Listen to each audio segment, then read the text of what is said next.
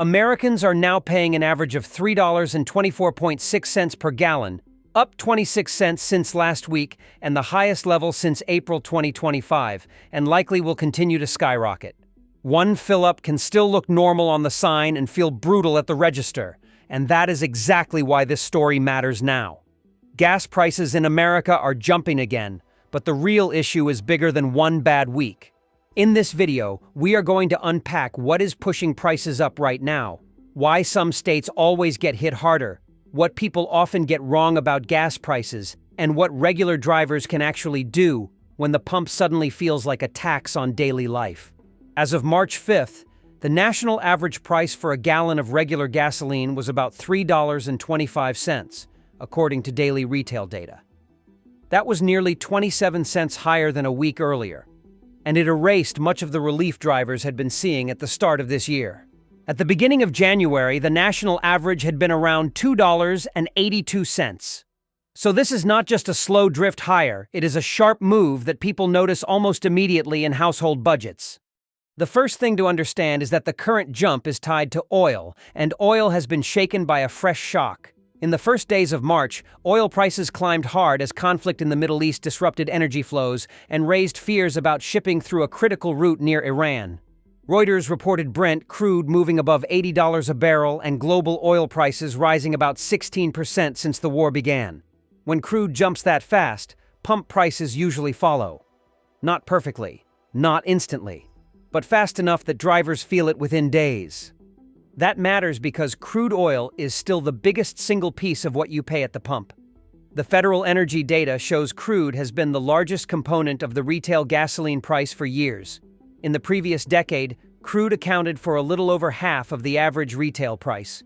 In the latest official breakdown for late 2025, crude was still about 47% of the cost of a gallon of regular gasoline, with the rest coming from refining, distribution and marketing, and taxes. So when people say gas prices are all about taxes or all about gas stations being greedy, that misses the largest moving part. The second thing people miss is timing. A lot of drivers hear that oil is up and expect the sign at the station to change the same hour. It does not work that way. Gasoline has already been bought, refined, shipped, and stored at different points in the chain. Some stations replace inventory faster than others. Some markets are more competitive than others. Some areas depend on long transport routes. That is why the pass-through from crude to the pump can feel uneven. But when the shock is big enough, like the one happening now, the broad direction becomes obvious fast. There is another layer here that makes the current rise especially frustrating. Just weeks ago, the wider outlook looked calmer.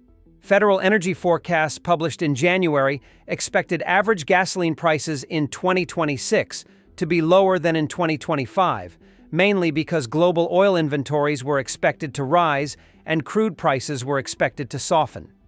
The same forecast said crude's share of the retail price could fall below 45% on an annual average basis in 2026 and 2027. In other words, the baseline story for this year had been lower gas prices, not a sudden jump. Then geopolitics crashed into that expectation. That is why gas prices feel so confusing to people. The long-range story can point down while the short-range story goes straight up. Both can be true. A market can be headed for relative balance over the year and still get slammed in the present by war risk, refinery problems, storms, or shipping fears. Drivers do not buy annual averages. They buy gas on Tuesday morning on the way to work. So what matters emotionally is the spike, not the forecast. And in this moment, the spike is winning. Now let's get into the part that makes people angry. Why does the price jump so easily but seem to come down more slowly? Some of that feeling is real. Retail prices can be sticky because stations do not all lower prices at the same speed, and local competition matters. But some of it is also the way people notice loss more than relief. A 5-cent rise screams at you from the sign. A 3-cent decline often feels invisible. On top of that, prices can rise quickly when traders fear shortage, because fear itself changes wholesale buying behavior. The market does not wait for every barrel to disappear before it starts charging for risk. That word, risk, is the hidden fuel price most people never see. Oil markets do not only price what is happening, they price what could happen next. If traders think a conflict could threaten shipping lanes or refinery output, prices can surge before full physical shortages show up in the numbers. Reuters reported that attacks and disruptions in the region pushed oil higher because of fears over flows through the Strait of Hormuz, one of the world's most important oil transit routes. And then there is refining, the part of the story that gets less attention than crude but can hurt just as much. Even if crude is available, it still has to be turned into usable gasoline at refineries that are already running inside a system with little slack in some regions. The Federal Energy Agency has warned that decreasing refinery capacity can offset the benefit of lower crude prices, especially on the West Coast. That is one reason regional price gaps stay so large. America does not have one gasoline market. It has several connected but very different ones. California is the clearest example. On March 5th, the state average was about $4.81 a gallon, far above the national average near $3.25. That difference is not just one thing. It is a stack of things: higher taxes and fees, a stricter fuel blend, supply tightness, and a market that is more isolated from the rest of the country. Federal Energy Analysis says California drivers were paying about 90 cents a gallon in combined local, state, and federal taxes and fees as of March 2025, the highest in the country. Add a specialized fuel system and less easy access to replacement supply, and prices can stay elevated even when other states look calmer. That isolation is becoming a bigger issue, not a smaller one. News reports over the past year showed that major refinery closures in California either already began or are planned, removing a meaningful chunk of the state's gasoline-making capacity. Reuters reported that the shutdown of one Los Angeles area refinery and the planned closure of a Bay Area refinery together represent around 1/5 of California's gasoline production or refining capacity, depending on the measure used in each report. For drivers, the message is simple. When a market already runs tight and then loses capacity, price spikes get easier to trigger. Washington is another example of how place changes everything. On the same March 5th snapshot, Washington's average was around $4.45 a gallon, while Mississippi was near $2.82. That is a spread of well over $1.50 for the same broad product in the same country at the same time. This is why national averages can feel almost fake to people. If you live in a high-cost state, the average can sound like someone else's reality. Regional gaps happen for reasons that are boring on paper and painful in life. Distance from supply matters. Pipeline and shipping access matter. State and local taxes matter. Retail competition matters. Environmental fuel rules matter. Local disruptions matter. The federal government's own explainer says regional gasoline price differences come from taxes, distance from supply, supply disruptions, and retail competition and operating costs. That is why one part of the country can look almost stable, while another looks like it is living through a mini energy crisis. And yes, seasonal fuel rules are real. Every year, the country moves toward lower volatility. Summer gasoline blends meant to reduce air pollution in warm months. Those blends are usually more expensive to produce, and the switch can add pressure right when people are also starting to drive more. Federal environmental rules say summer gasoline in many areas has a lower vapor pressure limit, and some places face even stricter requirements. The timing matters because March is exactly when many analysts start warning that the seasonal shift can put upward pressure on prices even before peak summer demand fully arrives. So if you are asking, is this all because of war? The honest answer is no. War risk is the current spark, but the system already had dry wood. Seasonal blend changes were coming. Refinery capacity was already tighter than many people realized. Regional markets were already uneven. California and the West Coast were already vulnerable. The reason the jump feels so fast is that a fresh oil shock landed on top of a structure that was never as comfortable as it looked during the quieter weeks. There is also an important historical point here. Today's prices hurt, but context matters. The national average is nowhere near the all-time record reached in June 2022, when the average regular price hit just over $5 a gallon, according to the same daily tracking system. In 2025, the annual U.S. average for regular gasoline was about $3.10, down 21 cents from 2024, and the third straight yearly decline. So the country came into 2026 from a lower starting point than the panic era after Russia's invasion of Ukraine. That is part of why this new spike feels shocking. It interrupts a period of relative easing. That history also shows how public memory works. Many people remember the pain of 2022 and react fast when prices rise because they know how ugly it can get. But the current market is not a copy of that moment. In 2022, the shock came from a different global crisis and a different supply setup. In 2026, the background includes expectations of softer annual oil prices, better vehicle fuel economy than in the past, and gasoline demand that is not growing the way it once did. That does not mean drivers are safe. It means the path ahead depends on whether the present conflict keeps expanding or cools down. That point about demand is one of the biggest long-term trends in the whole story. The federal outlook now expects U.S. motor gasoline consumption to decline about 1% in 2026 because fuel efficiency gains are outpacing growth in driving. That is a big deal. It means the old assumption that more miles automatically means more gasoline is becoming less true. Americans can drive more and still use less gas than the fleet used to require. That is one quiet reason why the country has not been hit even harder by every oil shock in recent years. Vehicle efficiency is doing real work here. The latest Federal Automotive Trends report said average new vehicle real-world fuel economy rose to a record 27.2 miles per gallon for model year 2024, and that represented a 41% improvement over model year 2004. That does not help everyone equally because millions of older vehicles are still on the road and trucks remain popular. But it does mean the average new car buyer is somewhat better protected from gasoline spikes than buyers were years ago. That is one reason the gas price conversation now splits America into very different groups. If you drive a newer, more efficient car, a 10-cent jump matters, but it may not wreck your week. If you drive a large, older pickup, commute long distance, and live in a high-price state, the same move can feel like a direct pay cut. If you rely on your vehicle for hourly work, delivery, childcare, or a second job, gasoline is not optional. It is a toll just to participate in everyday life. The same national average hides very unequal pain. That is why arguments about gas prices often get so emotional. For many families, fuel is not a lifestyle expense. It is a forced expense. You can postpone a new phone. You can skip a restaurant. You usually cannot skip the drive to work.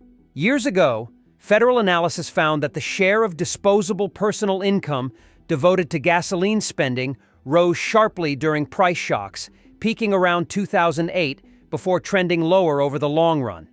The broader pattern still matters today. Even when the national share looks manageable, lower income and long commute households can get squeezed much harder than the average suggests.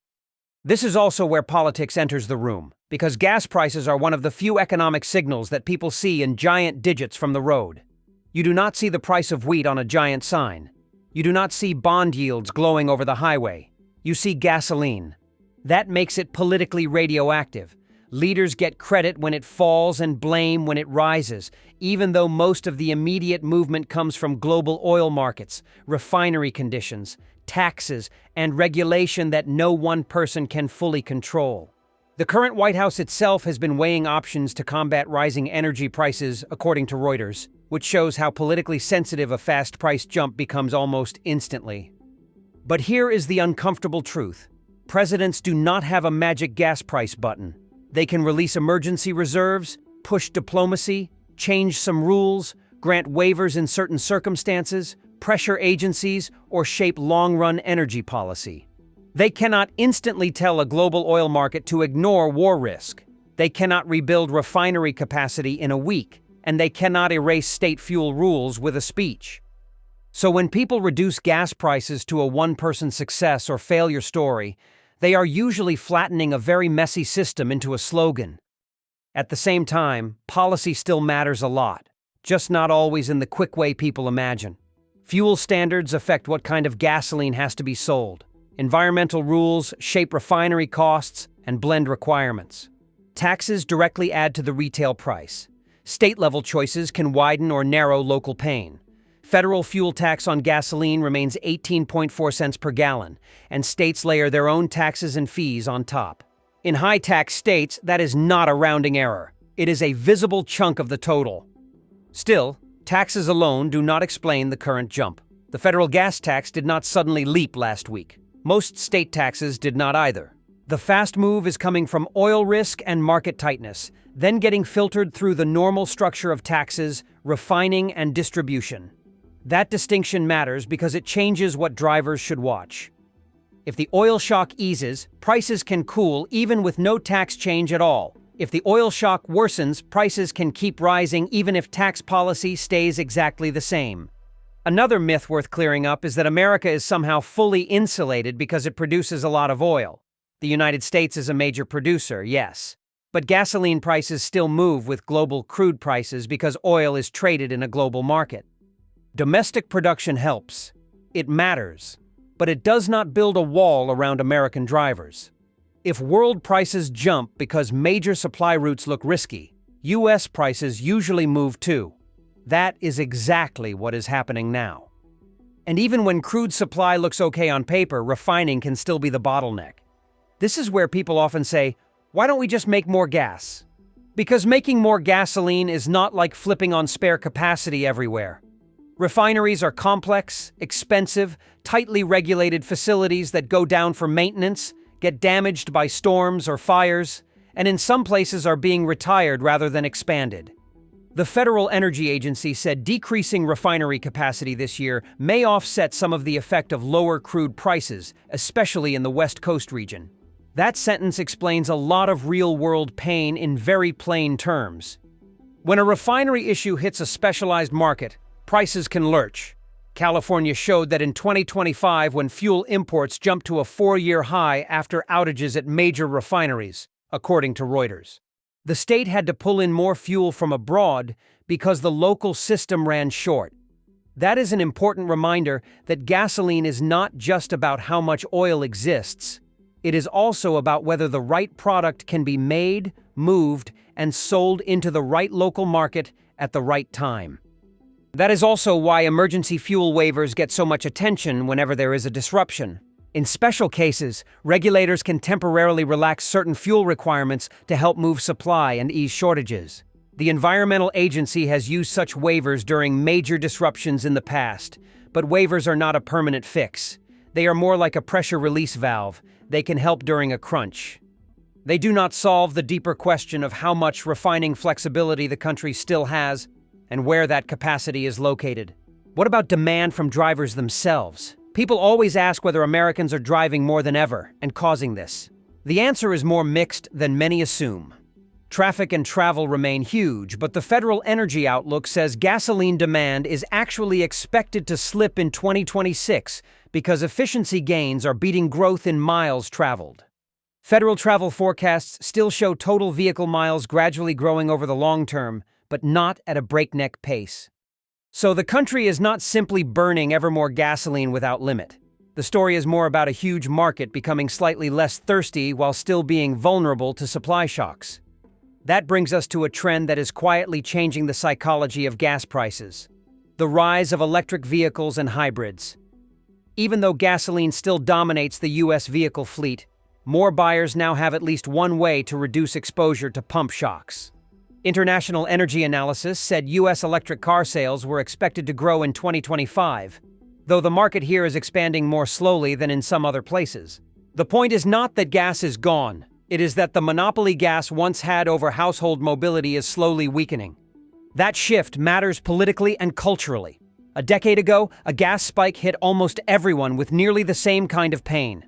Now the experience is more uneven. Some households barely notice because they drive efficient hybrids, own electric cars, or have shorter commutes. Others are still locked into older gas-hungry vehicles because that is what they can afford.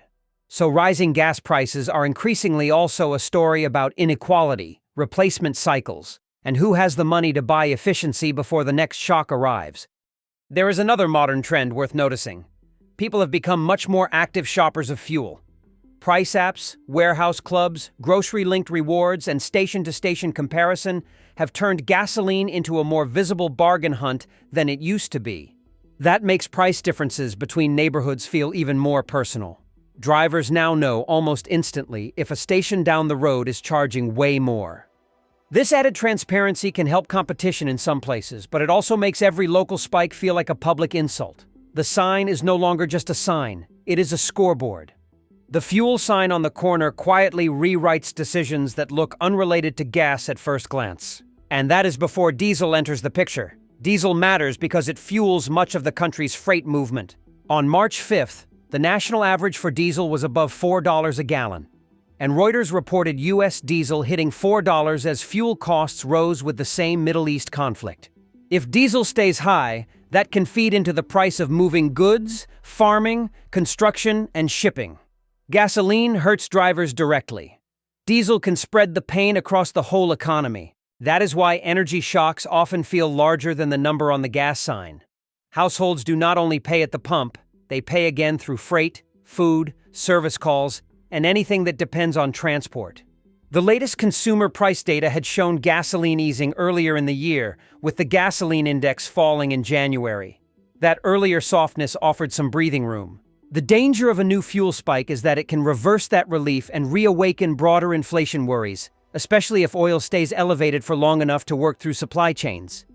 A lot of viewers will also be wondering whether companies are just using headlines as cover to raise prices. It is fair to be skeptical in any market where consumers feel trapped. But the cleanest way to think about it is this.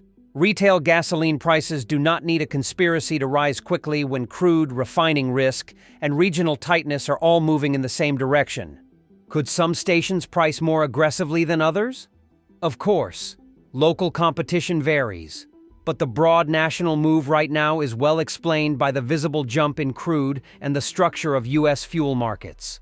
If anything, one of the biggest mistakes people make is assuming every gas station owner is getting rich from a spike. In reality, the gasoline value chain is layered. Crude producers, refiners, transport firms, marketers, tax authorities, and retailers all sit in different places. The federal breakdown reminds us that the pump price is not one pile of profit. It is several cost layers. Retailers often work on thin margins compared with the total price on the sign. That does not mean nobody profits from tighter markets. It means the picture is more complicated than the final storefront suggests. Now let's talk about what could happen next, because this is where people need realism more than cheerleading. In the near term, the path of gas prices depends heavily on whether the current conflict widens, whether shipping remains threatened, and whether oil stays near or above the recent highs. Reuters also reported that futures markets still imply prices could normalize later this year if the disruption proves limited. So the market itself is saying two things at once. The present is dangerous, but traders do not yet fully believe this shock has to become permanent. That does not guarantee relief. Futures are not promises, they are bets. And recent history is full of energy forecasts that looked fine until a war, outage, storm, strike, or shipping disruption shattered the baseline. What drivers should take from this is not false certainty but a better map. If conflict calms and refineries run smoothly into spring, the spike could ease. If conflict spreads or if spring and summer fuel transitions collide with more refinery trouble, prices could rise further, especially in already tight regions. So what can ordinary people actually do without pretending a few tricks? Solve a structural problem. First, separate what saves pennies from what saves real money. Hunting for the cheapest nearby station helps, but the bigger savings often come from reducing how often you need to fill up at all. Combining trips matters. Avoiding hard acceleration matters. Keeping tires inflated matters. Choosing regular instead of premium matters if your vehicle does not require premium. And if a household is replacing a vehicle soon anyway, fuel economy deserves more attention than it usually gets when gas has been quiet for a while. The federal data on rising average fuel economy is basically proof that efficiency is one of the few long-run shields households can actually buy. Second, understand your local market. National headlines do not tell you whether your town is lagging or leading the move. Some places pass increases through faster, some have more competition. Some city-to-suburb gaps are surprisingly large. Drivers who learn the rhythm of their area often know which stations move first and which tend to stay lower. In a high volatility period, That local awareness can matter more than any big-picture opinion about oil. Third, do not build your budget around the hope that prices will soon go back to where they were in early January. They might, but hope is not a plan. If you drive a lot for work, the safer mindset is to treat current prices as a reminder that fuel can swing fast and to build some buffer if possible. The national average moved from roughly $2.82 in early January to about $3.25 by March 5th. That is not a small household planning error. That is a fast reminder that fuel stability is never guaranteed. Fourth, pay attention to your state's particular risks. If you live in California, Washington, Arizona, Nevada, or other places where supply chains and fuel rules can make spikes more severe, it is smarter to expect more volatility than the national average implies. If you live in lower-priced states, that does not mean you are safe either. It means your baseline is lower. A sharp crude move can still bite hard even if your starting point is better. There is also a bigger national choice buried inside this whole topic. America says it wants affordable fuel, cleaner air, reliable supply, competitive markets, resilient infrastructure, and energy security. Those goals can fit together, but not always cheaply and not always quickly. Cleaner specialized fuel can cost more. Less refining slack can make supply cleaner in one sense, but more fragile in another. High taxes can fund roads, but raise retail prices. Moving away from gasoline dependence can reduce long-run exposure, but that transition itself creates winners, losers, and political fights.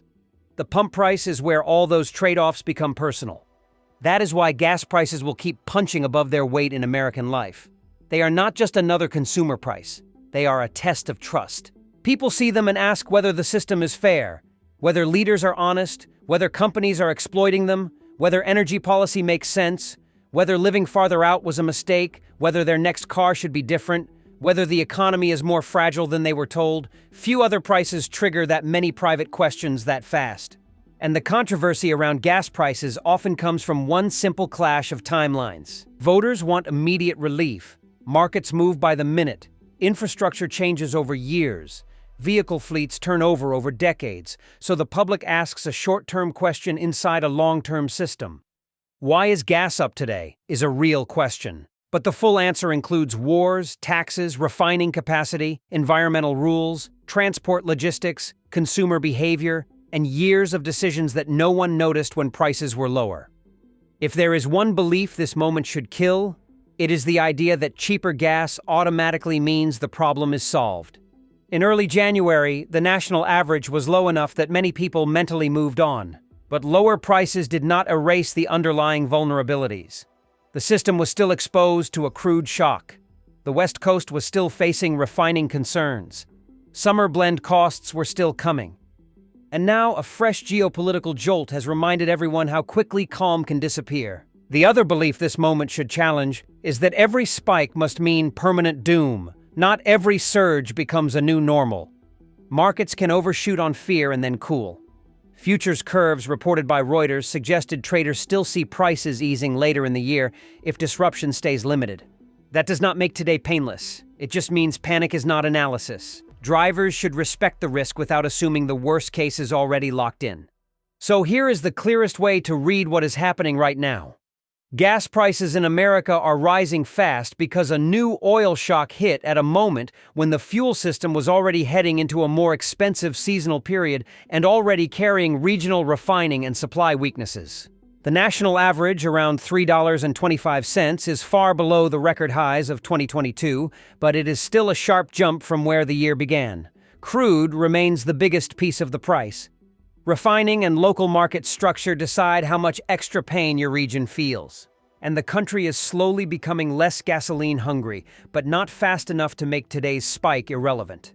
If you take only a few things from this, make them these. Watch oil, because it still drives the story. Watch refineries, because crude alone does not explain the whole pump price. Watch your region, because America does not have one gas market. And watch your own vehicle choices and driving habits, because those are among the few parts of this story you can actually control. The rest is a mix of geopolitics, infrastructure, regulation, and risk that no dashboard button can fix. If this breakdown helped cut through the noise, hit like so more people can find it. In the comments, tell me this specific thing. What price did you see at your local station today? And what state are you in? Share this with someone who keeps asking why gas jumps so fast, because now you can explain the real story without the myths.